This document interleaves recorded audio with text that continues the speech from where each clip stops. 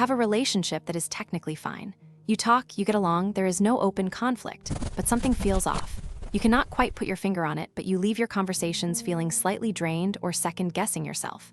Maybe they are being a bit too agreeable, or their smiles do not quite reach their eyes. You start wondering, could it be resentment? How do you know when someone is harboring hidden anger toward you but will not admit it? That is the uncomfortable question. Because resentment, left unaddressed, is like a slow leak in a boat. It does not sink you immediately, but eventually, the weight becomes too much. It leads to emotional distance and those sudden breaks that seem to come out of nowhere. If you have been feeling that heavy, unspoken tension, your gut is probably trying to tell you something. Here are 7 signs to help you see what is really going on beneath the surface. Resentment is a unique kind of emotional poison because it is quiet. Unlike anger, which usually wants to be heard, resentment wants to hide. It is what happens when someone feels wronged but feels they cannot speak up about it. Maybe they think you will not listen, or maybe they are afraid of the conflict itself. So, they swallow the frustration. But once it is inside, it does not just disappear. It stays there and ferments, turning into a subtle hostility that leaks out in ways they think are invisible, but that you can definitely feel. But over time, that quiet hostility starts showing up in small, weird ways. And if you know what to look for, there are 7 pretty clear signs that the resentment is there. Number 1, they avoid eye contact or become physically distant. This is one of the first things to change when someone is holding a grudge. Think about the last time you were in a room together. When you walk in, do they look up and acknowledge you, or do they suddenly become very busy with their phone or a book? Eye contact is a form of intimacy. It requires a level of vulnerability and connection that a resentful person simply does not want to give you. By avoiding your gaze, they are creating a mental wall. It is a way of saying, I am not here for you, without having to use the words. You might also notice their body language shifts. They might angle their torso away from you or cross their arms. These are subconscious signals that they are protecting themselves from you, or perhaps protecting their secret anger from being discovered. Number 2, they give you short, cold responses. We have all experienced the one-word answer treatment. You ask them how their day was, and instead of the usual story, you get a flat fine. You suggest a movie, and they say whatever. On the surface, they are answering you. They are technically being polite, but the rhythm of the conversation is broken. There is no warmth, no follow-up, and no effort to keep the connection alive. This is often a form of emotional withholding.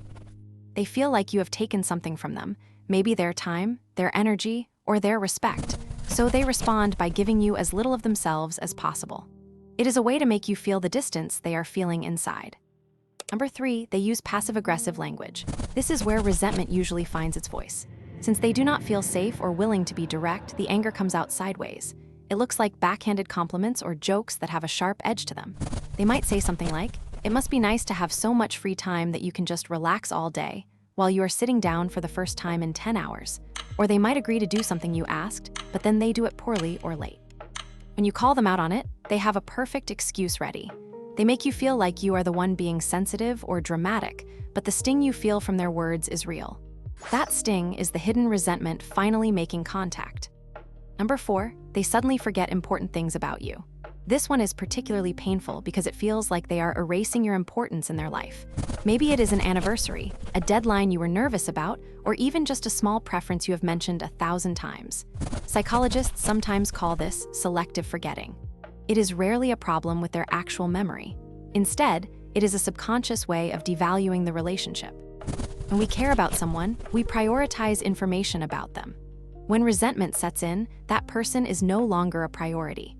By forgetting, they are effectively telling you, and themselves, that you do not matter as much as you used to. It is a way to reclaim power in a situation where they feel powerless. Number 5, they become overly critical or start nitpicking. When someone resents you, their filter for your flaws completely disappears. Things that used to be minor quirks now become major annoyances. They might snap at you for the way you breathe, the way you park the car, or how loud you chew your food. You feel like you are walking on eggshells because you never know what tiny thing is going to set them off. This happens because the underlying resentment is looking for an exit. They cannot talk about the big thing that is actually bothering them, so they latch onto small, irrelevant things to vent that pressure. It is easier to be mad at you for leaving a glass on the counter than it is to admit they feel unappreciated in the relationship.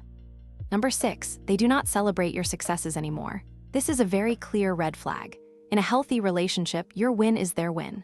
But if someone is harboring resentment, your success feels like a threat or an insult. When you share good news, watch their immediate reaction. Do they offer a genuine smile and ask questions, or do they quickly pivot the conversation back to themselves? They might even downplay your achievement by saying something like, "Oh, that is great. I heard that company is hiring everyone right now anyway." Their inability to be happy for you comes from a place of comparison. They feel like they are losing out while you are winning, and that perceived imbalance feeds the resentment even more. Number 7, they seem relieved when you are not around. You can usually feel the atmosphere in a room. When there is resentment, the air feels heavy and tight. But notice what happens when you leave or when they head out the door. If you catch a glimpse of them looking genuinely lighter or more relaxed the moment the interaction ends, that is a sign of emotional fatigue. Maintaining the mask of everything is fine takes a massive amount of energy. When you are gone, they can finally drop the act. If you feel like you are a burden they are carrying rather than a person they are enjoying, resentment is almost certainly at play. So why does this happen? Usually, resentment is born from unspoken expectations. People often feel they are giving more than they are getting, but they never say it out loud. They wait for you to notice, and when you do not, they feel undervalued. It is a debt they have decided you owe them, but they never gave you the bill.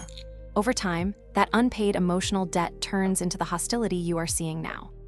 They might feel like they have sacrificed their needs for yours, and they are punishing you for a choice they made themselves. If you recognize these signs, the worst thing you can do is ignore them and hope they go away. Resentment does not evaporate, it hardens. To address it, you have to create a safe space for honesty. This means asking the hard question, "I feel like there is some tension between us lately, and I want to know if I have done something to hurt you." You have to be prepared to listen without getting defensive.